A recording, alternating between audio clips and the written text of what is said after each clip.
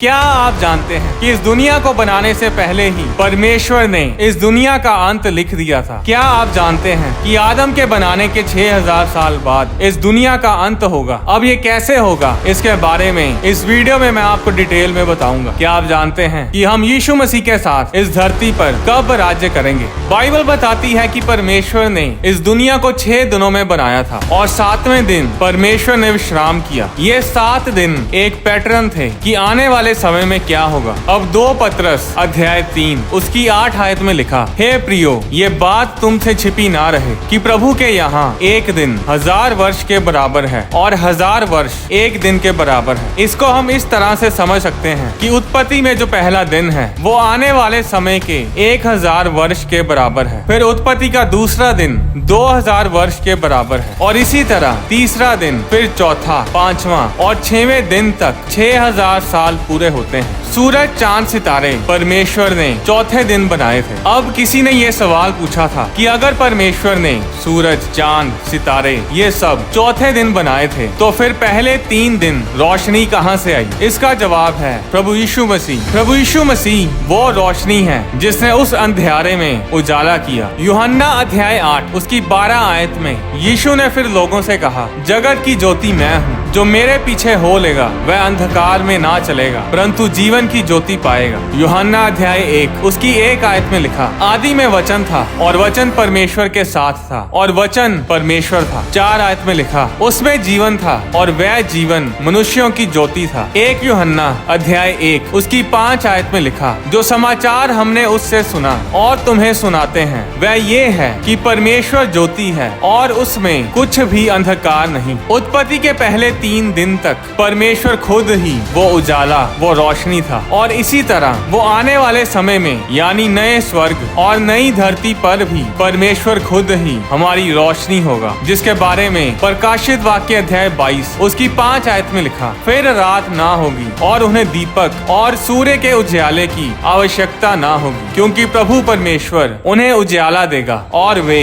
युगानुयुग राज्य करेंगे। अब 3 दिन तो परमेश्वर ने इस दुनिया को रोशन किया, पर चौथे दिन परमेश्वर ने सूरज, चांद, सितारे बनाए, यानी सूरज ने चौथे दिन इस दुनिया को रोशन किया। अब अगर हम एक दिन को 1000 वर्ष से मिलाकर देखें तो क्या आप जानते हैं कि यीशु मसीह इंसानी शरीर में इस धरती पर कब आए, कब वो जगत की ज्योति, वो दुनिया का नूर इस दुनिया में आया। आदम से लेकर यीशु मसीह तक 4000 साल का समय पूरा होता है, यानी यीशु मसीह 4000 साल में इस धरती पर आए। अगर दुनिया की सृष्टि के दिनों से इसे मिलाएं तो चौथा दिन बनता है, यानी यीशु मसीह चौथे दिन इस धरती पर आए। जिस तरह सूरज ने चौथे दिन इस दुनिया को, इस जगत को रोशन किया, उसी तरह यीशु मसीह ने चौथे दिन इस धरती पर आकर दुनिया को रोशन किया। अब यीशु मसीह को शरीर में इस धरती पर आए 2000 साल हो चुके हैं, यानी आदम से लेकर अब तक 6000 साल हो चुके हैं। 6 दिन परमेश्वर ने दुनिया बनाई और 7वें दिन आराम किया। उसी तरह अब समय आ चुका है। अब वो आखिरी दिन 7वां दिन होगा जब यीशु मसीह इस धरती पर 1000 साल के लिए राज्य करेंगे। वो समय होगा आराम करने का। अब 6000 साल बाद शादी होगी, यानी मेमने का विवाह होगा, जिसके बारे में प्रकाशित वाक्य अध्याय 19 उसकी 7 आयत में लिखा, आओ हम आनंदित और मगन हों और उसकी स्तुति करें, क्योंकि मेमने का विवाह आ पहुंचा है और उसकी दुल्हन ने अपने आप को तैयार कर लिया है। ये मेमना है यीशु मसीह और दुल्हन है कलीसिया, यानी हम सब जो यीशु मसीह में विश्वास करते हैं, जिन्होंने यीशु मसीह को अपना उद्धारकर्ता ग्रहण किया है। पर इस विवाह से पहले कलीसिया यानी हमारा रैप्चर होगा। ये विवाह, ये मैरिज धरती पर नहीं स्वर्ग में होगी, यानी इस विवाह से पहले रैप्चर होगा, जिसके बारे में 1 थिस्सलुनीकियों अध्याय 4 उसकी 16 आयत में लिखा, क्योंकि प्रभु आप ही स्वर्ग से उतरेगा और उस समय ललकार और प्रधान दूत का शब्द सुनाई देगा और परमेश्वर की तुरी फूंकी जाएगी और जो मसीह में मरे हैं वे पहले जी उठेंगे। तब हम जो जीवित और बचे रहेंगे उनके साथ बादलों पर उठा लिए जाएंगे कि हवा में प्रभु से मिलें और इस रीति से हम सदा प्रभु के साथ रहेंगे। अब यीशु मसीह हमें स्वर्ग लेकर जाएंगे। 7 साल हम स्वर्ग में होंगे और 7 साल इस धरती पर महाक्लेश का समय होगा। 7 साल ही हम स्वर्ग में क्यों रहेंगे, इसके बारे में मैंने एक अलग वीडियो में बताया है, जिसका टाइटल टाइटल है क्या यीशु मसीह शादीशुदा है। वो 7 साल मेमने यानी यीशु मसीह की शादी के भोज के होंगे जब हम अपने दुल्हे यीशु मसीह के साथ अपनी शादी को पूरा करेंगे। फिर उस 7 साल के समय के बाद हम यीशु मसीह के साथ और स्वर्ग दूतों की फौज के साथ इस धरती पर आएंगे और ये होगा यीशु मसीह का दूसरा आगमन, जिसके बारे में जकरिया अध्याय 14 उसकी 4 आयत में लिखा। और उस समय वह जैतून के पर्वत पर पांव धरेगा जो पूरब की ओर यरूशलेम के सामने है। तब जैतून का पर्वत पूरब से लेकर पश्चिम तक बीचों बीच से फटकर बहुत बड़ा खड्डा हो जाएगा। तब आधा पर्वत उत्तर की ओर और आधा पर्वत दक्षिण की ओर हट जाएगा। और उस समय यीशु मसीह एंटी क्राइस्ट और फॉल्स प्रॉफिट को आग की झील में डाल देंगे और शैतान को 1000 साल के लिए एक बड़ी जंजीर के साथ बांध दिया जाएगा, जिसके बारे में प्रकाशित वाक्य अध्याय 20 उसकी 1 और 2 आयत में आप पढ़ सकते हैं। और फिर शुरू होगा 1000 साल का राज्य, जब यीशु मसीह खुद राजा बनकर इस धरती पर राज्य करेंगे। अब 1000 साल के बाद शैतान को फिर से आजाद किया जाएगा। इसके बारे में मैं एक अलग वीडियो में आपको बताऊंगा। यशाया अध्याय 46 उसकी 10 आयत में परमेश्वर ने कहा कि मैं आदि से अंत की घोषणा करता हूँ, यानी कि परमेश्वर शुरुआत से ही अंत की घोषणा कर देता है। बाइबल बताती है कि परमेश्वर ने आदम और हवा के पाप करने पर ही यीशु मसीह को क्रूस पर चढ़ाने की योजना नहीं बनाई थी। आदम और हवा के पाप करने से पहले ही परमेश्वर ने अपने बेटे यीशु मसीह को कुर्बान कर दिया था। बल्कि जब दुनिया की सृष्टि की थी तब ही परमेश्वर ने अपने इकलौते बेटे यीशु मसीह को कुर्बान कर दिया था, जिसके बारे में प्रकाशित वाक्य अध्याय 13 उसकी 8 आयत में लिखा है। और पृथ्वी के वे सब रहने वाले जिनके नाम उस मेमने की जीवन की पुस्तक में लिखे नहीं गए, जो जगत की उत्पत्ति के समय से घात हुआ है, उस पशु की पूजा करेंगे। इस वचन में लिखा है मेमना,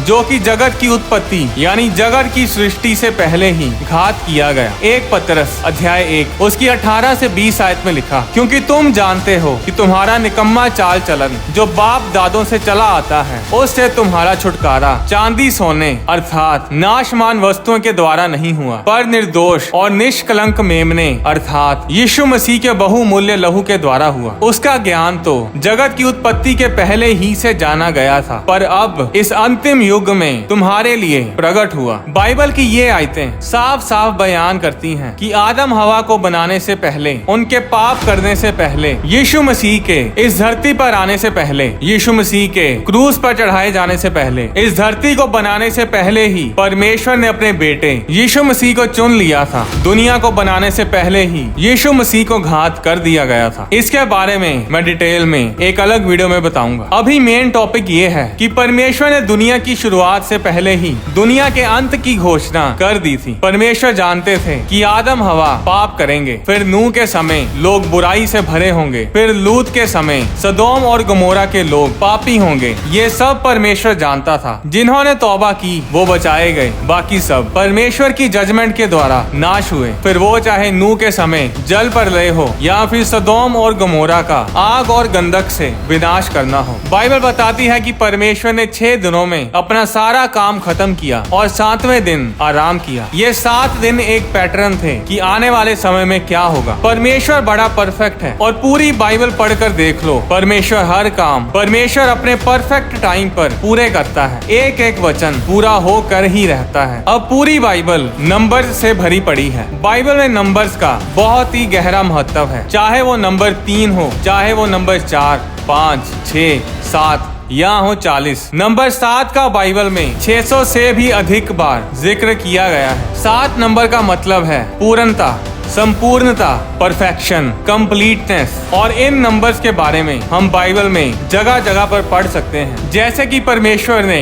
7वें दिन आराम किया, याकूब ने 7 साल रेचल के लिए अपने मामा की सेवा की, यूसुफ के समय मिस्र में 7 साल बहुतायत के और 7 साल अकाल के थे। नामान ने यर्दन नदी में 7 बार डुबकी लगाई और उसका कोढ़ जाता रहा। प्रकाशित वाक्य में ही 7 नंबर का इस्तेमाल कई बार किया गया है, जैसे 7 कलीसियाएं, 7 कटोरे, 7 मोहरें, 7 तुरहियां, परमेश्वर की 7 आत्माएं, 7 सितारे, 7 आंखें, पशु के 7 सिर। 7वें दिन परमेश्वर ने आराम किया था और 7वें दिन को सबत का दिन ठहराया। 6000 साल के बाद 7000वां साल आएगा, जो कि आराम का, पीस का समय होगा। वो शांति का समय होगा जब परमेश्वर 1000 साल इस धरती पर राज्य करेंगे। और इस 1000 साल के दौरान यीशु मसीह राजा की तरह इस धरती पर राज्य करेंगे। ये सिर्फ आत्मिक राज्य नहीं होगा। यीशु मसीह शरीर में इस धरती पर होंगे और यरूशलेम में उनका सिंहासन होगा, जिसके बारे में प्रकाशित वाक्य अध्याय 20 उसकी 1 आयत से 4 आयत में हम पढ़ सकते हैं। फिर मैंने एक स्वर्ग दूत को स्वर्ग से उतरते देखा, जिसके हाथ में अथाह कुंड की कुंजी और एक बड़ी जंजीर थी। उसने उस अजगर अर्थात पुराने सांप को, जो इबलीस और शैतान है, पकड़ के 1000 वर्ष के लिए बांध दिया और उसे अथाह कुंड में डालकर बंद कर दिया और उस पर मोहर लगा दी कि वह 1000 वर्ष के पूरे होने तक जाति जाति के लोगों को फिर ना भरमाए। इसके बाद अवश्य है कि वह थोड़ी देर के लिए फिर खोला जाए। फिर मैंने सिंहासन देखे और उन पर लोग बैठ गए और उनको न्याय करने का अधिकार दिया गया। मैंने उनकी आत्माओं को भी देखा, जिनके सिर यीशु की गवाही देने और परमेश्वर के वचन के कारण काटे गए थे, और जिन्होंने ना उस पशु की और ना उसकी मूर्ति की पूजा की थी और ना उसकी छाप अपने माथे और हाथों पर ली थी। वे जीवित होकर मसीह के साथ 1000 वर्ष तक राज्य करते रहे। बाइबल बताती है कि उस 1000 साल के राज्य के दौरान हम सब यीशु मसीह के साथ इस धरती पर राज्य करेंगे। हम सब परमेश्वर की सरकार का हिस्सा होंगे और हम सब को हमारी वफादारी के हिसाब से काम दिए जाएंगे। उत्पत्ति अध्याय 1 उसकी 5 आयत में लिखा, और परमेश्वर ने उजियाले को दिन और अंधेरे को रात कहा, तथा सांझ हुई, फिर भोर हुआ, यानी शाम हुई, फिर सुबह हुई। इस प्रकार पहला दिन हो गया। अब बाइबल के अनुसार अगले दिन की शुरुआत पिछले दिन की शाम से होती है। अब सबत का दिन 7वां दिन होता है, पर वो 7वां दिन 6वें दिन की शाम से शुरू होता है। आजकल अगले दिन की शुरुआत रात के 12 बजे के बाद होती है। पहले समय में जब सूरज ढलता था, तब ही से अगला दिन शुरू हो जाता था। कई बार सूरज शाम के 4 बजे, कई बार 5 बजे, कई बार 7 बजे ढलता था और तभी से अगला दिन शुरू हो जाता था। क्या आप जानते हैं कि इसका मतलब क्या है? इसका मतलब है कि जिस घड़ी के हिसाब से हम चल रहे हैं, उसके हिसाब से 6वां दिन पूरा नहीं होगा कि परमेश्वर का वो दिन आ जाएगा। यानी कि 6000 साल अभी पूरे भी नहीं होंगे कि परमेश्वर हमें लेने आ जाएगा और फिर हम सबत के उस 1000 साल में, शांति और आराम के उस 1000 साल में इस धरती पर यीशु मसीह के साथ राज्य करेंगे। यानी कि आज के हिसाब से दिन का तीसरा हिस्सा अभी पूरा होता था कि अगला दिन शुरू हो जाता था। अब दिन में 24 घंटे होते हैं। अगर 24 घंटों को 4 हिस्सों में बांट दिया जाए तो तीसरा हिस्सा यानी शाम के 6 बजे तक अगला दिन शुरू हो जाता था। इब्रानी कैलेंडर इस दुनिया का सबसे एक्यूरेट, इस दुनिया का सबसे सही कैलेंडर है और उस कैलेंडर के हिसाब से अभी तक 5782 साल पूरे हो चुके हैं, यानी 5782 ईयर्स पूरे हो चुके हैं। और अभी इब्रानी कैलेंडर के हिसाब से नया साल यानी साल नंबर 5783 ईयर 5783 25 सितंबर 2022 को शुरू होगा। बहुत से लोग अपने अपने धर्मों के हिसाब से अपने कैलेंडर यूज करते हैं और उन्हीं कैलेंडर्स के हिसाब से अपने त्योहार मनाते हैं। इब्रानी कैलेंडर दुनिया की शुरुआत से ही शुरू किया गया है। ये धरती तो बहुत पुरानी है, इसे बने 450 करोड़ साल से भी ज्यादा हो चुका है। अगर आप उत्पत्ति की पुस्तक को पढ़ें, उत्पत्ति अध्याय 1 उसकी 1 आयत और उत्पत्ति अध्याय 1 उसकी 2 आयत के बीच में करोड़ों सालों का फर्क है। परमेश्वर ने जब पहले दुनिया की सृष्टि की थी तो सब कुछ परमेश्वर ने परफेक्ट बनाया था, पर उसके बाद 2 आयत में हमें पता चलता है कि धरती सुनसान पड़ी थी, नष्ट हुई पड़ी थी। उसके बाद दोबारा परमेश्वर ने दुनिया की सृष्टि की और आदम को बनाया और उसी सृष्टि के दिनों से ये इब्रानी कैलेंडर शुरू होता है। अब दुनिया की सृष्टि को 5782 साल हो चुके हैं। अगर हम 1000 साल के 4 हिस्से करें तो तीसरा हिस्सा 750 साल तक पूरा होता है। अगर सबत का दिन तकरीबन पिछले दिन के तीसरा हिस्सा पूरा होने पर शुरू हो जाता था तो इस हिसाब से 5 दिन 5000 साल तक पूरे हुए और फिर तीसरा हिस्सा हिस्सा 5750 साल, यानी कि हम तीसरे हिस्से से भी आगे आ चुके हैं और अब साल चल रहा है 5782। इसका मतलब है किसी भी समय रैप्चर हो सकता है। आने वाले कुछ सालों में, आज, कल, अगले 10 सालों में, अगले 100 सालों में कभी भी रैप्चर हो सकता है। यीशु मसीह अपनी कलीसिया को लेने के लिए कभी भी आ सकते हैं। हो सकता है आपके बेटे बेटियां या आपके पोते पोतियां या उनके बेटे बेटियां यीशु मसीह को अपनी आंखों से बादलों पर आता देखें। परमेश्वर ने हमेशा ही अपने लोगों को चिन्ह दिए हैं, अपनी वार्निंग्स, अपनी चेतावनियां दी हैं कि सुधर जाओ, अभी भी समय है। जब भी लोगों के ऊपर जजमेंट आई तो वो बिना बताए नहीं आई। जजमेंट भेजने से पहले परमेश्वर लोगों को वार्निंग्स देते थे। परमेश्वर अपने दासों को, अपने भविष्यद्वक्ताओं को लोगों के पास भेजते थे कि अपने मन को फिराओ, अपने बुरे कामों को छोड़ो और परमेश्वर की आज्ञाओं पर चलो। परमेश्वर ने कभी नहीं चाहा कि कोई भी इंसान नष्ट हो। परमेश्वर ने हमेशा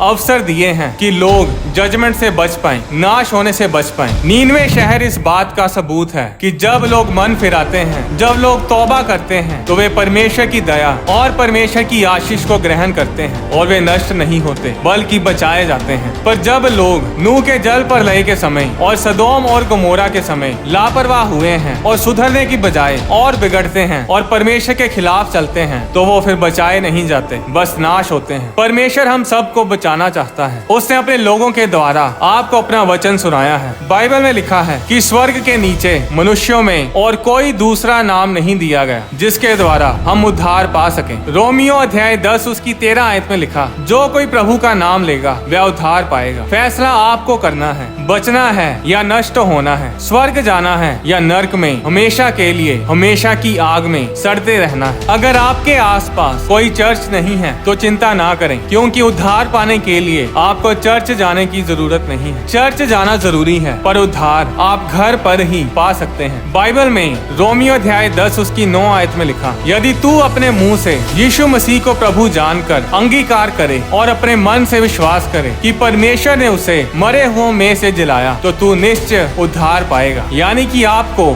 सिर्फ अपने मुंह से बोलना है और विश्वास करना है। अगर आप यीशु मसीह को उद्धार करता ग्रहण करना चाहते हैं तो ये प्रार्थना मेरे पीछे बोले, प्रभु यीशु मसीह, मैं पापी हूँ और मैं मानता हूँ कि मैंने पाप किए हैं। मैं विश्वास करता हूँ कि आप मेरे लिए इस धरती पर आए, मेरे लिए आपने कोड़ों की मार को सहा, मेरे लिए आप क्रूस पर मरे और फिर तीसरे दिन मुर्दों में से जी उठे। प्रभु यीशु मसीह, मैं अपने पापों से तौबा करता हूँ और अपनी पुरानी पाप वाली जिंदगी से मुंह मोड़ता हूँ। प्रभु यीशु मसीह, आप मेरे दिल में आए। मैं आपको अपना प्रभु, अपना मुक्तिदाता, अपना लॉर्ड एंड सेवियर ग्रहण करता हूँ। आमीन। आने वाली वीडियोस में मैं आपको बताऊंगा कि अंत के समय की कौन कौन सी भविष्यवाणियां पूरी हो रही हैं। यीशु मसीह को क्रूस पर शुक्रवार के दिन ही क्यों चढ़ाया गया? यीशु मसीह का नाम स्वर्ग में क्या है? यीशु मसीह इस धरती पर बिना जन्म लिए ही प्रकट हो सकते थे, फिर उन्होंने एक औरत के जरिए जन्म क्यों लिया? क्यों वो एक इंसान बनकर इस धरती पर आए? आने वाली वीडियोस में प्रार्थना करने के